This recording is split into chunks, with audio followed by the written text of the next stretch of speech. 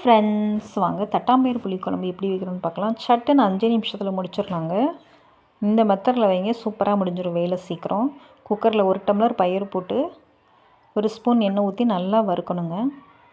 அடுப்பை நல்லா சிம்மில் வச்சுக்கோங்க. நல்லா வறுத்துட்டு பாருங்கள், இந்த அளவுக்கு நல்லா வறுத்து வந்தோடனே 2 டம்ளர் தண்ணி ஊற்றிடுங்க. தண்ணி ஊற்றி உப்பு போட்டு குக்கரில் 3 விசில் விட்டுருங்க. வெங்காயம் தக்காளி ரெண்டையுமே நல்லா ஃபைன் பேஸ்ட்டாக அரைச்சிக்கோங்க. 3 விசில் விட்டு வந்ததும் திறந்து பார்த்தா பயிர் நல்லா வெந்திருக்கும். வெந்த பயிரில் வெங்காயம் நம்ம அரைச்சி வச்ச பேஸ்ட்டு, அடுத்து தக்காளி பேஸ்ட்டு போட்டுக்கோங்க. ஒரு நெல்லிக்காய் சைஸ் அளவு புளி எடுத்து கரைச்சி வச்சுக்கோங்க. அந்த புளி தண்ணி ஊற்றியாச்சு.